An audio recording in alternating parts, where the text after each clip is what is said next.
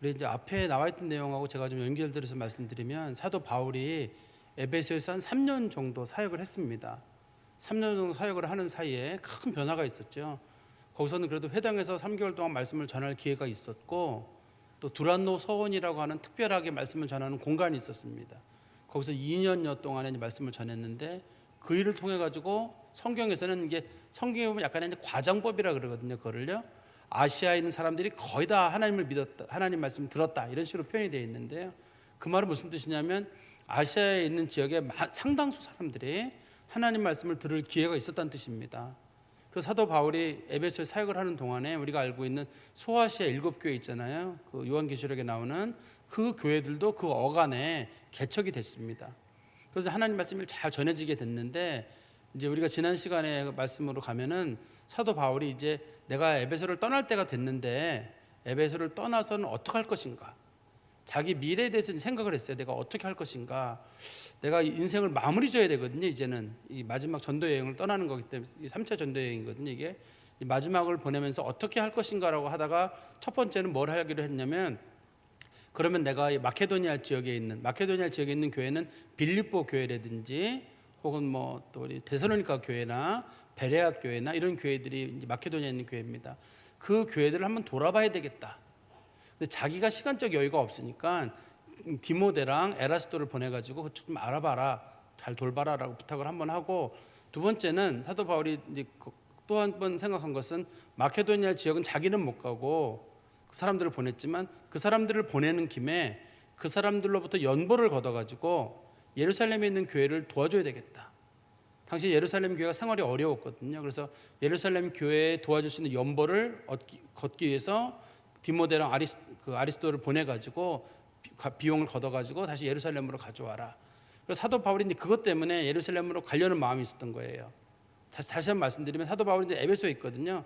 에베소에서 이제 그 디모데랑 다른 제자를 보내가지고 연보를 모아가지고 오면 사도 바울이 그 연보를 받아가지고 예루살렘으로 가서 당시에 가장 극빈한 생활을 하고 있는 예루살렘 성도들을 도와줘야 되겠다, 그런 마음을 하나 먹고 있었고, 또 한 가지는 사도 바울이 지난번 봤던 본문에서는 사도 바울이 내가 로마로 가야 되겠다 하는 생각이 있었어요. 로마로 가야 되겠다는 생각은 두 가지 이유 때문인데요. 한 가지는 로마에 들러서 복음을 전하는 게 효과적이라고 봤기 때문이고, 또 한 가지는 로마 교인들이 생활이 넉넉했거든요.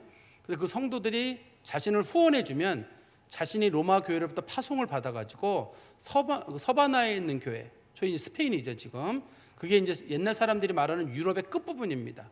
거기까지 가서 내가 복음을 전해야 되겠다, 이제 그런 마음이 있었던 거예요.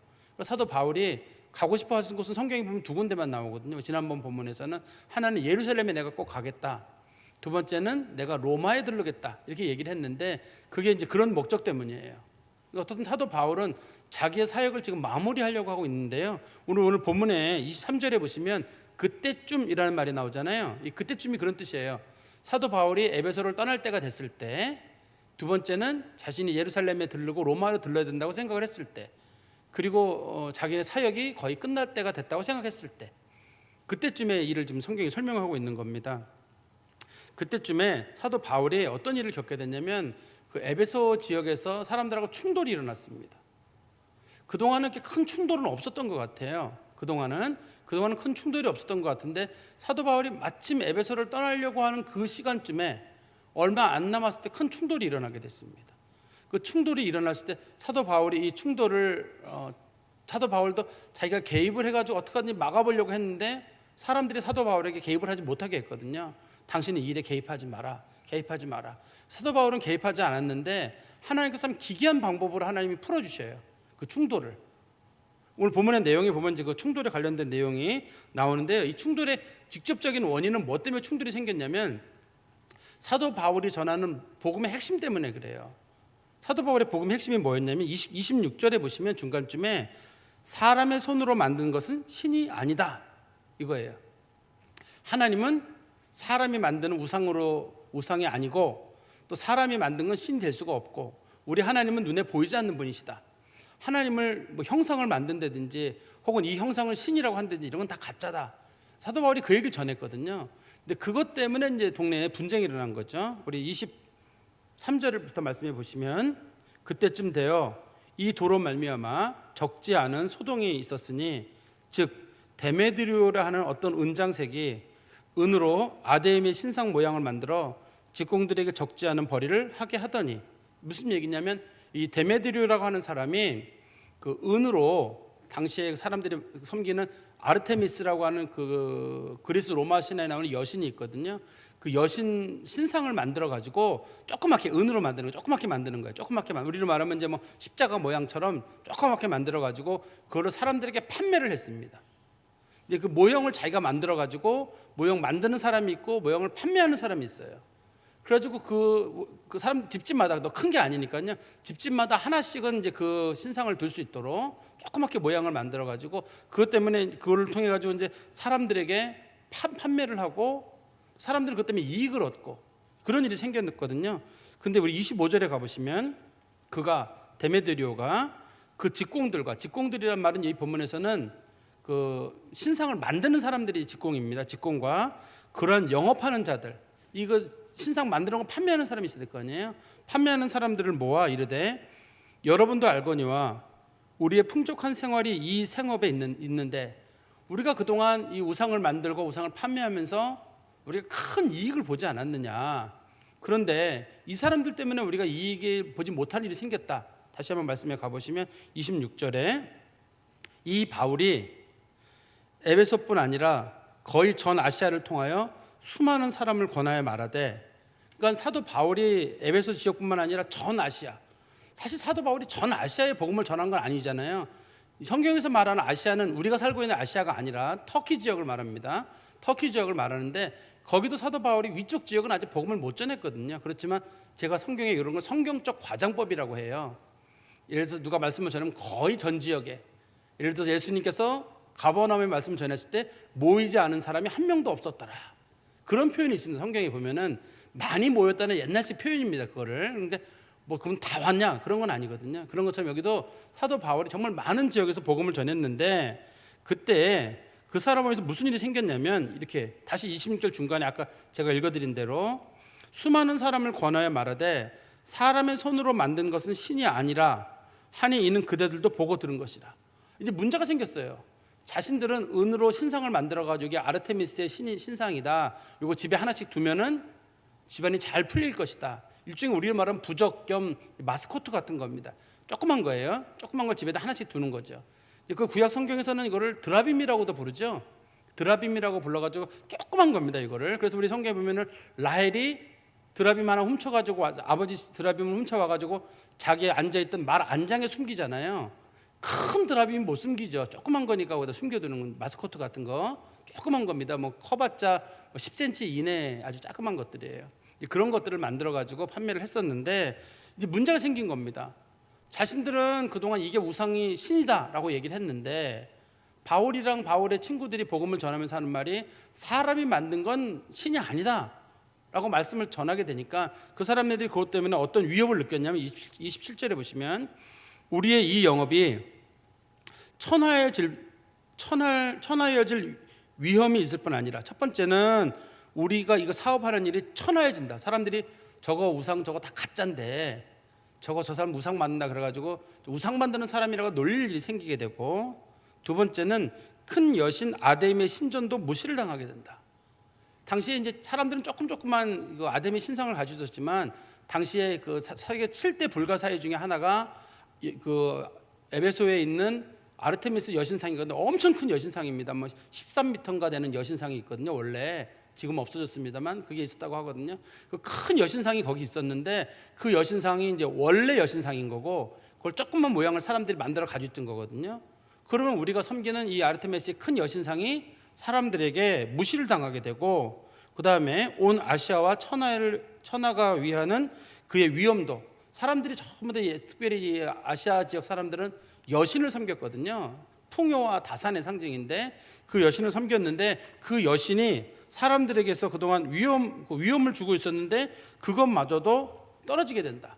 즉 쉽게 얘기한 건 이거예요. 자신들이 경제적인 손실을 봐서 지금 화가 나 있는 겁니다. 실제로는 경제적인 손실 때문에 화가 나 있는데 표면적으로는 아니라는 거예요. 표면적으로는 뭐라고 얘기하는 거냐면 그것 때문이 아니라 우리 아르테미스 여신이 사람들에게 멸시를 당하고 무시당하게 되고 그래서 내가 이거 하는 거다. 이런 식으로 이제 사람들에게 거짓말을 한 거죠. 그래서 28절에 말씀해 보시면 여기서 그들이란 말은 위에 나오는 직공들과 영업하는 사람들입니다. 그들이 이 말을 듣고 분노가 가득하여 외쳐 이르되 크다 에베소 사람의 아데미여. 우리나라 말로 이제 크다 에베소 사람의 아데미여라고 했는데 정확한 옛날식의 방법으로 말하면 이런 거예요. 에베소 사람의 아데미는 위대하다. 이런 뜻입니다. 위대하시도다 에베소 사람의 아르테미스 여신이여. 이런 식으로 사람들이 이제 막 부르면서 행진을 했는데 얼마나 크게 소리를 질렀는지 29절에 보시면 온 시내가 요란하여 바울과 같이 다니는 마케도니아 사람 가이오와 아리스도고를 붙들어 일제히 영국장으로 달려 들어가는지라. 이 사람들이 지금 누구를 체포했냐면 사도 바울과 같이 다니는 가이오하고 아리스도고를 체포를 했습니다. 근데 그 사람들이 고향이 어디라고 되어 있냐면 마케도니아라고 되어 있잖아요. 외국인이거든요, 이 사람들이. 여기는 지금 아시아예요. 아시아 지역인데 마케도니아에 있던 사람들 중에 가이오라고 하는 사람하고 아리스도고가 지금 에베소에 와가지고 사도 바울을 도와주고 있었거든요. 그러니까 이 사람들이 외국인들이 와가지고 혼란시킨다. 내국인이면 사람들이 보호한다는 방법이 있으니까 저 외국인들이 여기 들어와서 나라를 혼란시킨다고 하는 사람들을 선동한 겁니다. 그래서 마케도니아 사람 가이오랑 아리스도고를 사람들이 어디로 끌고 가냐면 연극장으로 끌려 들고 갔는데 연극을 보러 끌고 간 것도 아닙니다. 그래서 연극장은 뭐냐면 당시에 순회 재판소가 있어요. 아시아에는 순회 재판소가 있는데 사람들이 많이 모인 거 재판을 하기 때문에 이 연극장이 순회 재판소입니다. 거기서 이제 이 사람들을 재판을 하려고 고소를 해가지고 이 사람들을 재판을 하려고 글로 데려가는 겁니다. 그때 30절입니다. 바울이 백성 가운데로 들어가고자 하나 제자들이 말리고 막 가이오랑 아리스도가 잡혀 들어가는 걸 보니까 사도 바울이 안 되겠다, 나도 들어가서 도와줘야 되겠다 하니까 에베소에 있는 제자들이 들어가지 마십시오. 당신까지 들어가게 되면 위험에 놓이게 됩니다. 그렇게 하고 말리고 또 31절입니다. 아시아 관리 중에 바울의 친구된 어떤 이들이 그에게 통지하여 연극장에 들어가지 말라고 권하더라. 이게 에베소에 있는 사람들 중에 사도 바울하고 친하게 지내던 관리들은 고급 관료들입니다. 고급 관료들이 사도 바울에게 연락을 해가지고 들어가지 마라. 당신 만약에 들어가서 여기서 잘못하면 당신 죽을 수 있으니까 당신 들어가지 마라. 사도 바울의 마음은 내가 죽더라도 들어가서 내 제자들 가이오와 아리스도고를 내가 구해야 되겠다 이런 마음이었을 거고 사람들은 들어가지 마라. 당신까지 들어가면 일이 커지게 되고 당신까지 죽게 되는 일이 있으니까. 지금 이 상황이 사람들이 사도 바울을 지금 말리고 있죠. 제자들도 못 들어가게 하고 관리들도 못 들어가게 한다는 말은 사도 바울이 여기 들어가면 위험에 처한다는 뜻이에요. 상당한 정도의 위험에 처하게 되는 그런 상황이 됐다는 뜻입니다. 지금 이걸 설명하는 게. 그런데 32절의 말씀해 보시면 사람들이 외쳐 어떤 이는 이런 말을 어떤 이는 저런 말을 하니 모인 무리가 분란하여 태반이나 어찌하여 모였는지 알도 못하더라. 즉 여기 모인 사람들이 아까 직공들 이거 우상을 만들던 사람들하고 우상을 판매하는 사람들뿐만 아니라 그냥 사람들이 막 소요가 일어나니까 너나 없이 왔는데 당신 왜 왔습니까? 라고 물어보니까 왜 왔는지를 모르는 사람이 있는 거예요. 어떤 사람은 이것 때문에 왔다고 그러고 어떤 사람은 저것 때문에 왔다고 하는데 서로 말이 안 맞아요. 그리고 어떤 사람들은 왜 왔냐고 물어보니까 왜 왔는지도 몰라요. 우리가 볼 때는 이게 아무 말도 아닌 것 같죠? 근데 이 글을 보는 옛날 사람들은 엄청 이게 웃긴 상황입니다. 우리나라 말에 비슷한 농담이 있잖아요. 어떤 집에 장례식에 가가지고 한참 온 다음에 누가 돌아가셨습니까? 그런 거랑 똑같은 얘기라고 생각하시면 돼요. 그런 것처럼 막 시위를 하는데 도대체 왜 시위하는 거야? 아무도 모르는 거예요. 이거 지금 누가가 기록하고 있는 이유는 그 사람들이 모여서 사도 바울과 가이오랑 아리스도고를 고발하는 것을 얼마나 웃긴 일인지를 사도 바울이 지금 누가가 지금 조롱하고 있는 겁니다. 저 사람들이 말도 안 되는 방법으로 지금 이 사람들을 고발하려고 했다 이런 뜻이겠죠. 이 사람들이 고발했던 이유는 뭐냐면 아까 나왔잖아요. 뭐라고 고발했냐면 사람이 손으로 만든 건 신이 아니다라고 고발한 건데 사실 사도 바울과 사도 바울의 제자들이 전했던 건 맞을 거예요. 이 얘기는 분명히 이 얘기를 전했던 걸 거거든요. 이 얘기를 이 사람들이 전했는데 이 얘기가 맞는 말이죠. 이 사람 전하는 사람 입장에서는. 그렇지만 듣는 사람 입장에서는 자신들의 경제적인 유익에 상당한 정도의 어떤 좀 피해가 생기는 거니까 이 사람들은 이게 좀 너무 화가 난 거예요. 그런데 이게 그 조직적으로 만들어지거나 막 뭐 사도 바울을 잡으려고 했다기보다는 이 데메드리오라고 하는 사람이 갑자기 조직을 한 것 같아요. 만약에 갑자기 조직을 하지 않았으면 사람들이 입을 맞췄을 겁니다. 선동을 하려면 입을 맞췄을 거거든요. 근데 갑자기 조직을 하다 보니까 그 사람들이 모였는데 왜 모였는지도 모르고 말도 안 맞고 좀 그런 상황이라는 얘기겠죠.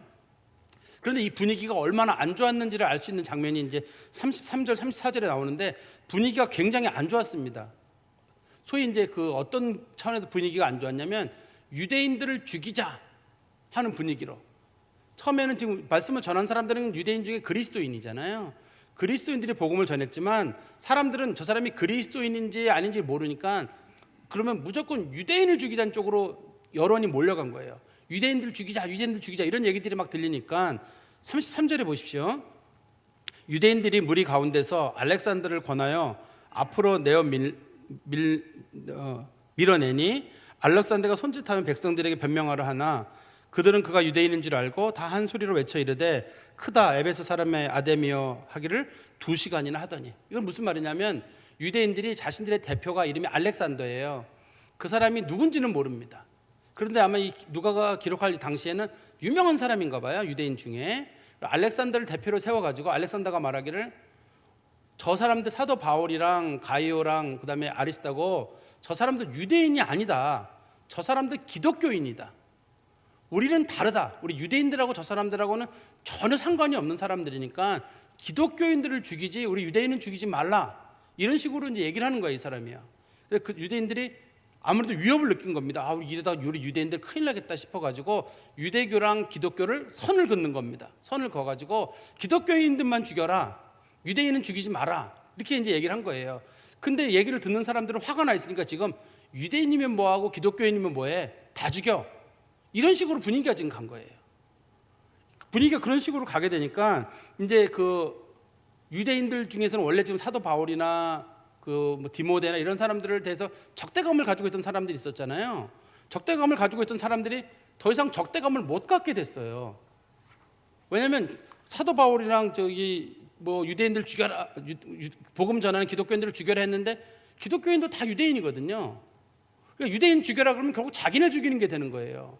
그러니까 자기네는 정말 이 기독교인들을 싫어가지고 어떻게 기독교인들을 죽이고 싶어가지고 기독교인 죽여라 죽여라 그동안 해왔거든요. 근데 갑자기 상황이 바뀌어가지고 기독교인이건 유대교건 상관없이 유대인은 모두 죽여라 라고 해버리니까 이젠 더 이상 유대인들이 기독교를 공격을 못하게 됐어요. 하나님이 뜻밖의 반전을 이루신 거죠. 지금 상황을 보세요. 상황을 잘 보시면 이제 당시에 데메드리오가 우상 숭배에 대한 반대에 대한 기독교 입장 때문에 가이오랑 아리스타고를 체포해가지고 지금 법원, 그 연극장이 법원입니다. 당시에 재판소에 데려가고 재판을 하려고 끌고 갔는데 분위기가 너무 안 좋아가지고 이거는 유대교, 그러니까 기독교의 문제가 아니라 유대인과 관련된 문제다는 식으로 문제의 방향이 바뀌어버리게 됐거든요. 그래서 유대인들에게 불똥이 튀게 되니까 유대인들은 불똥을 끌려고 했는데 사람들은 유대교랑 기독교가 뭘 달라요? 똑같은 하나님 섬기는데 똑같은 얼굴인데 뭐가 다르냐는 거예요. 그래가지고 유대인들이 그동안 기독교인들 적대 감정을 보이고 있었는데 적대 감정을 보이게 되면 결국 자기들도 같이 죽는 꼴이 된 거예요. 그래서 이 사건으로 인해 가지고 더 이상 에베소에서 기독교에 대한 박해가 없어지게 됩니다. 이게 무슨 말씀이 이해가 돼요? 지금 잠결이지만 이해가 되세요? 잠결이긴 하지만 그래도 이게 잘 들어보세요. 어떻든 간에 이 사람들이 계속 기독교인들을 잡으려고 했는데 기독교인들이 다 유대교인입니다. 초대 교회는. 그러다 보니까 이 공격을 하던 유대교인들이 결국 자기들도 고통을 당하게 되니까 그러면 기독교인들에게 화해를 하는 거예요. 더 이상 우리끼리 싸우지 말자. 이러다가는 니네 공격하다 우리까지 죽게 되겠다. 그래가지고 유대교인들이 더 이상 기독교를 공격하지 않게, 사도 바울이 에베소를 떠날 때쯤 됐을 때는 유대교인들이 더 이상 우리 그리스도인들을 박해하지 못하는 일이 생겼다. 그거를 지금 설명하려고 지금 이 본문이 여기에 기록이 돼 있는 겁니다. 그리고 났는데 하나님께서 이 방법을 통해서 하나님을 진정시켜 주셨고, 두 번째는 뭐냐면 당시에 서기장이 있었어요. 서기장이란 말은 어떤 일을 하는 사람이냐면 그 법의 초안을 만들어요. 초안을 만든 다음에 그다음에 회의를 열어가지고 법안을 마지막 작성을 하고, 그 작성하고 난 다음에 그걸 기록을 하고 종이 당시에 뭐 파피루스 같은 데 기록을 한 다음에 그거를 당시 사람들은 오래 남기기 위해서 돌에 기록을 하거든요. 그래서 이 서기장이란 말은 그 돌에다가 법적인 조문을 기록하는 거를 담당하는 최고 높은 관리, 그게 서기장입니다. 이 사람은 에베소 지역의 원래 주민이에요. 서기장은 이방인이 아니라. 그리고 당시에 여기를 통치하는 사람들은 총독이, 성경에 보면 나옵니다. 뒤에는 총독이 있고, 그래서 에베소 지역에서 법안을 만들어 가지고 법안을 로마에 보내기도 하고 사람들과 같이 합의를 봐서 법안을 만들기도 하고, 그리고 그 법안에 나와 있는 내용을 돌판에 기록도 하고, 이제 그런 거를 하는 사람이 서기장인데, 이 서기장이라는 사람이 상당히 지혜로운 사람이에요. 그 서기장 때문에 지금 문제가 풀리게 되는데요. 우리 한번 성경 말씀으로 가보시면 35절입니다. 서기장이 머리를 진정시키고 이르되 에베소 사람들아, 에베소 시가 큰 아데미와 제우스에게서 내려온 우상의 신전지기가 된 줄을 누가 알지 못하겠느냐. 이 말을 잘 들어보세요. 이런 뜻입니다. 에베소 시가 큰 아데미와 제우스에게서 내려온 우상의 신전지기가 된 줄을 누가 알지 못하겠느냐. 이 말은 무슨 말이냐면, 우리가 지금 섬기고 있는 아데미 신과 제우스 신은, 신상은 우리가 만든 게 아니라 원래 처음에 하늘에 뚝 떨어진 거라는 거예요. 우리가 섬기는 아데미 신과 제우스 신은 우리가 만든 신상이 아니라 자신들의 전설입니다. 옛날 하늘에서 신상이 뚝 떨어져가지고 이게 아르테미스 신이다, 이게 제우스 신이다 하고 섬겼다는 겁니다, 자신들이. 그래서 그거에 대해서 36절에 이 일이 그렇지 않다 할 수 없으니, 이 일이 그렇지 않다 할 수 없다는 말은 우리나라 말로 쉽게 바꾸면 이거예요. 누구도 그 사실을 부인할 수 없다. 그러니까 에베소 사람들은 누구나 알고 있는 생각 중에 하나가 뭐냐면, 우리가 섬기는 이 신상은 우리가 만든 게 아니라 아주 오래전에, 이게 아르테미스 신이나 제우스 신, 이게 사람들은 그리스 로마 신화라니까 그리스 로마 신화에 만들어진 것 같잖아요. 아닙니다. 훨씬 전부터, 기원전 1000년경부터 있던 거예요. 이게 그리스 로마 신화는 기원전 500년경쯤에 있었잖아요. 주로 그 전부터 있던 겁니다. 이게 그 전부터 사람들이 섬기던 여신을 이제 그리스 로마 사람들이 그런 자기네 그 토속 종교의 일부로 만든 게 그리스 로마 신화거든요. 근데 그거를 자신들이 전설 쪽에는 뭐가 있냐면, 하늘에서 신상이 뚝 떨어졌다는 거예요. 이 신상은 우리가 만든 게 아니라 하늘에서 뚝 떨어진 거다. 이거는 우리 누구나 동의하는 바 아니냐. 그런데 그 사도 바울이나 그의 친구들이 사람의 손으로 만든 건 우상이 아니다 그러는데, 우리가 만든 신상은 우리가 만든 거 아니다. 하늘에 뚝 떨어진 거잖아. 하늘에 뚝 떨어진 건데 우리가 그 말에 왜 신경 써? 그렇게 자신감 있으면 우리가 자신감 있게 싸우면 되는 거지. 마치 우리가 여기서 화를 내고 분노를 보이게 되면 우리 신상 손으로 만든 게 되잖아. 그러니 그냥 가만히 있읍시다, 이런 얘기예요.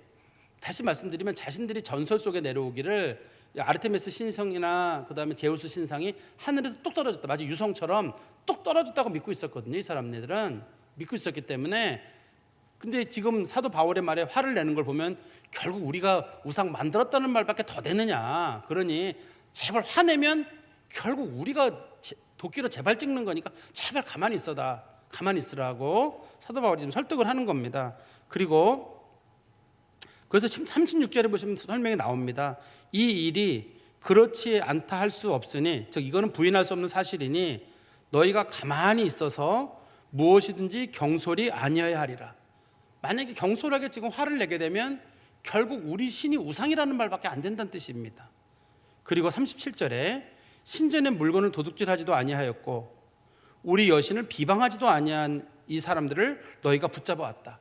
그러니까 이 사도 바울이나 그 제자들이 한 번도 신전 물건을 훔친 적도 없고 아르테미스 신상이 어떠니 저떠니 욕한 적도 없어요. 이 사람들이 그러니까 그리스도에 대한 복음은 전했지만 그들이 믿고 있는 신에 대한 비판을 한 적이 없습니다. 보통의 사람들은 그런 경우가 있잖아요. 어떤 선교 단체들은 보면은 가서 뭐 무슬림 지역에 가서 막 공격적으로 선교하고 막 불상을 깨트리자 그러고 막 단군인상을 불태우자 그러고, 그래서 절에 불났다 그러면 왠지 기독교인이 낸 것 같고, 우리도 그죠? 어느 절에 불났다 그러면 왠지 기독교인이 냈을 것 같아요. 한때 우리나라에 그 단군 신상, 단군 그 상 만드는 거 유행이었잖아요. 그래서 어느 날 보면 목이 없어졌다 그래서 나중에 보면은 기독교인이 관련이 돼 있어요. 그거를. 근데 그분들은 뭐냐면 우리가 그 열심을 가지고 그걸 깨트려야지만 우상을 깨트린다 그런 건데, 만약에 여기서 그 에베소의 사도 바울이랑 그의 제자들이 아르테미스 신상을 파괴하거나 물건을 훔치거나 했으면 이 사람들 박해로 죽습니다. 근데 사도 바울이랑 그런 사람들은 예수님께서 예수님의 제자들에게 하신 말씀 있잖아요.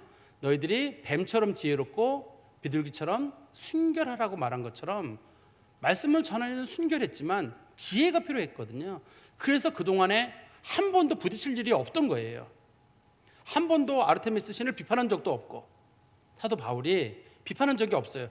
사도 바울 입장에서는 아르테미스 신을 섬기는 거나 우상 숭배하는 거 사도 바울 입장에서는 말도 안 돼요. 그렇지만 기독교인들에게는 말도 안 된다고 했지만 기독교인이 아닌 사람들에게는 가서는 저건 우상이야, 저건 깨트려야 돼, 한 번도 얘기한 적이 없어요. 그래서 지금 재판을 하려고 서기장이 생각해 보니까, 사람들 얘기 들어보니까 그 사람들이 물건 훔친 적 있느냐? 없는 것 같은데요.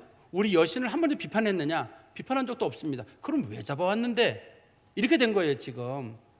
상당히 우리 그리스도인들도 배워야 될 것 중에 한 가지인데요, 저도 다른 종교에 구원이 있다고 생각하지 않아요. 그렇지만 다른 종교에 가서 은근히 여러분들이 가서 불상의 머리를 막 때린다든지, 단군상 옛날에 쓴 거 목을 잘라버린다든지, 또 뜨거운 사람들은 가서 오래된 골찰 있잖아요, 오래된 절과 사찰에 가서 불에 지른다든지 이런 일이 생기거든요 기독교인들이. 그러면 그거에 대한 반발로 기독교에 대한 공격이 들어오고, 우리나라는 기독교 국가가 아닙니다. 엄밀하게 기독교나 불교나 다른 종교들이 25% 비율로 섞여 있는 나라예요. 우리나라가 전 세계 중에서 이렇게 종교가 이렇게 균형을 맞춘 종교가 없다고 합니다. 불교도가 25%, 기독교가 25%, 천주교가 몇 프로, 무당이 몇 프로, 이런 식으로 아주 그 분포가 잘 된 모든 종교의 조화를 이룬 국가에 일본에 우리나라가 들어있더라고요. 어떤 사람의 그 논문에 보니까. 그러니까 이런 국가에, 우리가 기독교 국가라면 어떤 식의 행동을 할지 모르겠는데 상당한 정도의 지혜가 필요해요. 그럼 가족들끼리 모였을 때에도 누가 절 다닌다 할 때, 그 우상 종교야, 섬기지 마, 이러지 말고 든든하고 편안하고 그리스도의 말씀으로 얘기를 해야지, 절하면 귀신에게 절하는 거 하지 마, 이러면서 막 소리 질러가지고 집안 풍비박산을 만든대, 그러지는 마시고 지혜가 필요하다니까요. 뱀처럼 지혜로워야 되고 비둘기처럼 순결한데, 우리는 비둘기처럼 순결한 사람은 많아요. 깨끗한 사람은 많은데 지혜가 없는 사람이 있을 수가 있어요.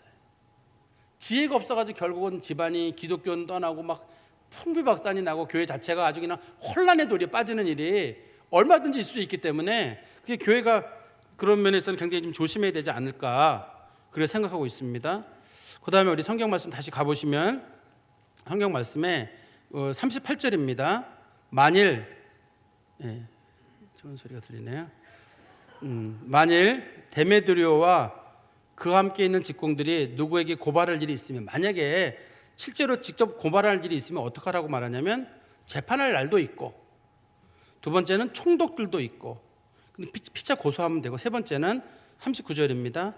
만일 그의 무엇을 원하면 정식으로 민회의 결정, 민회에다가 그 사실을, 민회에 뭐였죠? 거기서 결정을 해라. 세 가지 안을 제시했죠. 첫 번째는 재판 날이 있다. 재판소가 있는 게 아니라 재판 날이 있다고 말하는 거는, 아까 제가 그런 말씀 드렸잖아요. 연극장에 모였을 때 그곳이 연극장이 재판소예요. 재판소인데 항상 재판하는 게 아니라, 아시아에 7도시가 있거든요. 7도시를 순회하는 순회 재판관이 있어가지고 그 사람이 적정 시간마다 한 달에 한 번씩 돌아옵니다. 한 달에 한 번씩 돌아오거든요. 돌아와 재판을 하게 되는데, 그 재판 장소로 정한 곳이 연극장이에요. 그래서 만약에 오늘이 재판 날이에요 실제로. 그렇기 때문에 지금 연극장에 데리고 간 거거든요, 재판하러. 근데 오늘은 증거가 없잖아요. 훔쳤다는 증거도 없고 비방했다는 증거도 없으니까 오늘은 재판이 안 되는 날이에요. 오늘은 재판이 안 되는 날이니까 다음 재판 날 잡아서 그때 재판을 하자. 두 번째는 총독들도 있다. 총독은 원래 한 명이거든요. 총독들이란 말이 나와 있던 얘기는 이때가 총독 교체기예요. 총독 교체기이기 때문에 사회가 상당히 혼란할 때입니다. 전에 있던 총독도 자기 권한을 보일 수가 없고, 후에 있는 총독도, 신임 총독도 아직까지 자리를 못 잡은 요 시기이기 때문에 총독들이 아직까지 혼란기가 있으니까 새로운 총독이 자리를 잡을 때까지 좀 기다려달라, 이렇게 얘기를 하고요. 세 번째는 민회를 열어가지고, mid회라는 말은 에베소 사람들의 시민총회라 그래요. 이 시민총회를 열어가지고 이 시민총회에서 이거를 결정하도록 하자. 시민총회에서 이걸 결정을 해가지고, 이 결정이 시민총회에서 만약에 너희들 마음대로 재판도 마음에 안 들고 총독들 말도 마음에 안 든다면 시민총회를 열자. 근데 요거 좀 잠결이지만 잘 들어두세요.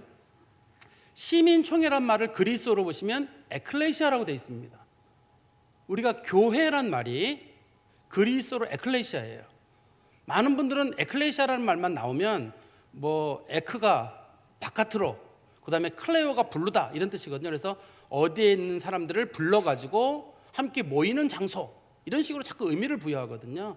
근데 에클레시아라는 말의 뜻은 원래는 그런 뜻이 없습니다. 그런 뜻이 없고 시민총회라 그래요. 시민총회는 그 일반 백성들 중에서 시민은 그 중에서 시민권을 가진 사람 몇 명 안 되거든요. 시민들만이 그 회의를 참석할 수 있어요. 우리는 모든 사람이 국민투표를 하잖아요. 그렇지만 옛날에는 모든 사람에게 권한이 있는 게 아니에요. 노비들 빼고, 가난한 사람 빼고, 높은 사람들과 부자들만 투표권을 가지고 있었거든요. 그래서 그 중에 시민들만이 정한 날짜에, 정한 시간에, 정한 장소에 모여가지고 회의를 하는 것, 그걸 에클레시아라고 부릅니다. 그리스어로. 그걸 에클레시아라고 부르기 때문에 지금 우리가 쓰고 있는 용어랑은 다른 용도잖아요. 근데 예수님께서 예를 들어서 우리 마태복음 16장에 보시면 베드로가 주는 그리스도시요 살아계신 하나님의 아들입니다라고 신앙 고백했을 때 내가 이 신앙 고백 위에 교회를 세운다고 했습니다. 그때 그 교회가 에클레시아예요. 그때 예수님이 그 말을 쓰셨을 때는 이 소위 시민회의라는 말에 뜻도 들어있었을 겁니다. 무슨 말이냐면 안 믿는 사람 중에 믿는 자를 불러내고 정한 시간에 정한 곳에 모여서 정한 장소에서 함께 예배드리는 사람들의 모임, 이게 교회란 말이에요. 정의가. 그러니까 우리가 이 시민총회란 말에서 추론할 수 있는 거잖아요. 원래 교회란 말의 뜻은 시민총회란 뜻입니다.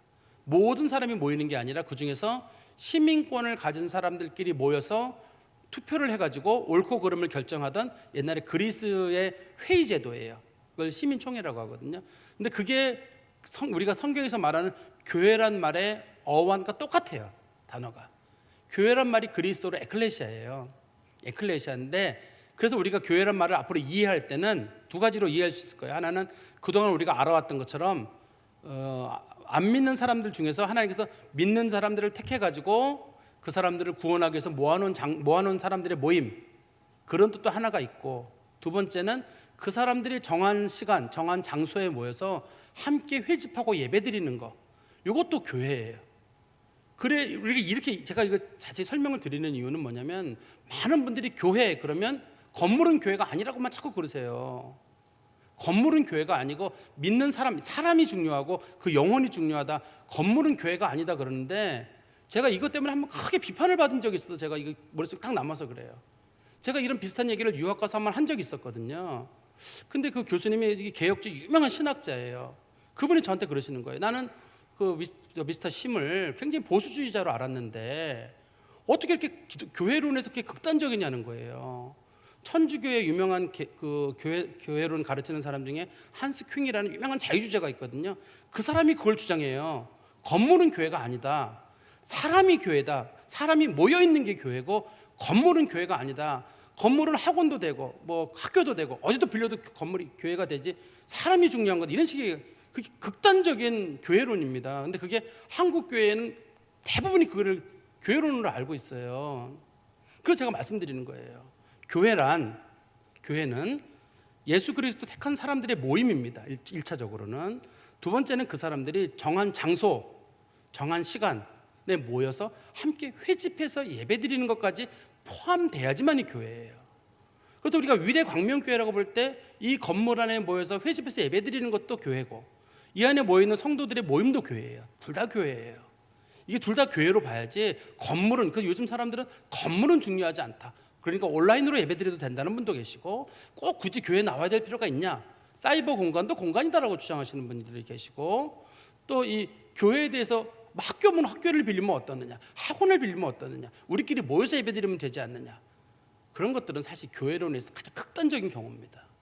우리 성도님들은 여러분들이 그동안 어떤 생각을 가지고 계신지 모르겠는데 그 생각은 마음속에 두지 마세요. 우리가 잘못된 생각을 오랫동안, 한국 교회에는 이게 배워왔어요. 그래서 우리가 알고 있는 훌륭한 목사님들도 그런 식으로 생각을 해오셨기 때문에 그분들 책에도 그렇게 써왔어요. 나중에 그 책이 출처를 가보면 유명한 자유주의 학자인 사람이 그를 인용한 거예요. 모르고 인용한 겁니다. 그분들이 모르고 인용을 여기까지 왔기 때문에 제가 이 위내란 말이 나왔을 때 지금 강조하려고 좀 몇 가지 왔어요. 교회는 택한 사람들의 모임이기도 하지만 그 사람들이 공동 회집을 하고 공동 회집하는 공간을 가지고 있어요. 그래서 초대교회 성도들은 항상 모이면 교회를 세웠어요. 성도들이 모이는 집이 항상 교회인데 항상 교회 먼저 세웠어요. 항상 교회를. 어디든지 교회를 세우는 거예요. 근데 요즘 들어와가지고는 누가 뭐 교회 세운다 그러면 왜 교회가 돈 가지고 교회 세우느냐, 비싼 교회 세우지 말고 학교 빌리면 되고 학원 빌리면 되고 뭐 어디 빌리면 되고 왜 교회가 돈을 그런 데 쓰느냐, 그런 식의 얘기가 어디서 비판이 되는지를 모르겠어요. 성도들이 공동 회집 장소가 없으면 어떻게 돼요? 우리도 마찬가지입니다. 우리끼리가 지금 예배 드릴 때 우리 교회가 우리 여기 예배 드리지 말고 우리도 이걸 팔아버리고 우리가 학교를 빌려서 예배를 드립시다. 그럴 수 있죠. 그러면 우리 후손들은 어디서 예배 드려요? 우리가 예배 공간을 만들어주고 우리가 예배 드리던 자리를 만들어주고 떠나야지만 아이들이 여기 모여가지고 정신적인 공간에 모여서 여기서 예배를 드릴 거 아니에요? 우리끼리 어서 바깥에서 예배 드리고 학교 빌려서 예배 드리고 어디 빌려서 예배 드린 다음에 나중에 우리 후손들은 어디서 예배를 드려야 돼요? 자신들이 마음을 둘 곳이 있어야 되는데 마음을 둘 곳이 없잖아요. 그래서 그래요. 이게 교회론에 있어서 굉장히 문제가 되는 부분이라서 제가 좀 침을 튀면서 강조하고 있습니다만 꼭 마음을 두세요. 이 민회라는 말의 뜻이 우리가 쓰고 있는 교회라는 말과 같은 단어인데 제가 민회라는 말을 쭉 살펴보니까 민회라는 거를 사전을 찾아봤단 말이에요. 그랬더니 민회는 당시에 시민들이 모여서 시간을 정합니다. 공간도 정하고 거기서 회의를 하고 결정을 내리는 곳이에요. 이게 예수님께서도 교회란 말을 쓰실 때 이걸 아셨을 거거든요. 예수님도 그리스도를 잘 아시는 분이니까 예수님도 이걸 아셨기 때문에 예수님께서 내가 교회를 세운다 할 때 너의 주는 그리스도시요 살아계신 하나님의 아들은 너의 신앙 고백 위에도 교회를 세우지만 그 사람들이 함께 모여서 예배드리는 그 공간, 그것도 내가 이 믿음 위에 세우겠다라는 주님의 뜻이 거기 들어있는 거로 저는 보여요. 그러니까 우리 성도님들께서도 혹이라도 어디 갔을 때 건물은 교회가 아니다 막 그런 얘기 혹시라도 듣게 되신다 그러면 그렇지 않다. 그리스도인들 성도들이 모여있는 곳, 성도들이 함께 회집하고 예배드리는 거 교회가 중요하니까 이 그리스도의 몸된 교회는 절대 훼손하면 안 돼요. 안 됩니다. 교회는 사적인 공간이 돼서도 안 되고 소유의 공간이 돼서도 안 되고 여기서 분란이 일어나도 안 되고 이건 그리스도의 몸, 우리는 그 성도들의 모임과 그리스도의 몸과 교회를 하나로 보거든요. 하나로 보기 때문에 절대 여기서는 사람들 간에 이전 투구가 있어도 안 되고 이걸 가지고 막 갈라먹는 것도 안 되고 안 됩니다. 근데 우리는 교회론에 문제가 생겨가지고 다른 나라에는 없는 뭐가 들어왔냐면 목사님 쫓아내고 교회가 갈라쓰고 성도들이 사분 오열되고 이런 게 보편적이에요. 다른 나라 없는 게 우리나라에만 좀 들어와 있어요. 이게 너무너무 보기 안 좋고 이 전통이 우리 후손들에게 물려주면 큰일 날 일이에요. 하나님 앞에 심판받을 일인데 잘못된 교회로 인해 가지고 사람들이 건물 가르고 사람들 가르는 거 이거를 그냥 별거 아닌 것처럼 행해가지고 한국 교회가 얼마나 지금 시끄러워요. 조금 뭐 하면 여기서만 그런 게 아닙니다. 외국에 나가는 한국 교인들이 또 갈라서요. 거기 가면은 분명히 하나였는데 3개 되고 3개 때는 6개 되고 뒤에 가가지고는 1개가 3개 되고 3개 6개는 더 좋은 거 아닙니까? 더 갈라짜고 막 그러는 분도 계세요. 절대 안 됩니다. 그리스도의 여러분들이 그러잖아요. 교회는 그리스도의 몸된 교회다. 또 성도들의 모임이 그리스도의 몸이듯이 그 성도들이 공동 회집하는 교회 건물도 다 하나님 앞에서는 다 그리스도의 몸된 거기 때문에 우리 그리스도인들이 전부 다 이거를 소중히 여겨야 되죠. 그리고 이 서기장의 말을 듣고 모든 사람들이 흩어졌다. 우리 본문 맨 끝에 보시면 41절에 이에 그 모임이 흩어지니라. 그때 그 위에 40절에 이런 말 하죠. 오늘 아무 까닭도 없이 이 일에 우리가 소요 사건으로 책망받을 위험도 있고 우리는 이 불법 집회에 관하여 보고할 자료가 없다 하고, 무슨 말이냐면 서기장이 하는 말이 지금 당신들 모였는데 이거에 대해서 나중에 새로운 총독이 또 그때 모였을 때 서기장 너 뭐 했느냐, 그 사람들 난리 폈는데 왜 폈느냐, 이런 폈습니다. 말도 안 되는 거로 사람들 소요했는데 서기장 너 처형시켜버리겠다 이러면 서기장이 처형을 당하게 되거든요. 그러니 제발 쓸데없는 분쟁 일으키지 말고 물러나라. 그래서 문제가 해결됩니다. 말씀의 결론을 맺으면 하나님께서 참 지혜로우세요. 하나님께서 지금 이 본문에 보면은 가이오랑 아리스도거가 체포가 됐잖아요. 이 분위기에서는 원래대로는 처형을 당해 죽게 됩니다. 영국장에서 죽게 되거든요. 옛날 사도 바울이 그동안 겪었던 전철을 봤을 때는 죽게 돼요. 이 사람들 여기서 처형을 당해가지고 참수를 당하든지 동물에게 먹혀 죽게 되거든요. 그때 참 하나님께서 기막힌 방법으로 서기장을 동원해 가지고 그 서기장을 통해서 하나님이 이 문제를 풀어주시잖아요. 법적인 방법도 거기 동원이 되고 그 사람의 지혜도 거기 동원이 되고 하나님 기이하게 풀어주세요. 두 번째는 그동안 에베소에서 그리스도인들과 유대인들이 사이가 안 좋았거든요. 유대인들이 계속 기독교인들 죽여라 했는데 사람들이 보니까 같은 유대인들끼리 왜 죽이냐는 거예요. 그 사람들 죽일 거면 너희들도 죽이겠다라고 하니까 유대인들이 더 이상 활동을 못하게 돼요. 평화가 오게 돼요. 그것도 하나님이 기이하게 사도 바울이 떠나기 전에 사도 바울이 에베소를 떠나면서 마음이 걱정했을 거거든요. 하나님이 그걸 다 풀어주시는 모습을 보면서 하나님이 하시는 일은 참 신비롭다, 그런 마음이 듭니다. 마음에 기억하셔서 사시기를 간절히 소망합니다. 기도하겠습니다. 하나님 아버지, 은혜 감사합니다. 주께서 주신 이 말씀들을 저희들의 마음에 늘 두게 하시고 다 막히는 것 같아도 하나님은 다 풀어주시고 사방에 둘러싸임을 당해도 하나님은 분명히 헤어날 길을 우리에게 주신 줄 믿습니다. 당시 가이오와 아리스다고가 정말 죽을 지경에 놓여 있었고 사도 바울도 어찌할지 몰라 발을 동동 구르고 있을 때 하나님께서 기막힌 방법으로 모든 문제를 풀어주시고 사도 바울이 에베소를 편안하게 떠나 예루살렘과 로마로 가시도록 하나님 길을 열어주신 것 저희들이 잘 알고 있습니다. 하나님께서 저희들에게 주시는 여러 가지 고난들, 어려움들, 사람이 감당할 만한 것들만 주신다고 하셨고 또한 당하기 전에 피할 길도 주신다고 하신 줄 믿사오니 이 말씀을 꼭 마음에 기억하고 그리스도인으로서 하나님 말씀 붙잡고 살게 하여 주시옵소서. 예수 그리스도의 이름으로 기도하옵나이다. 아멘.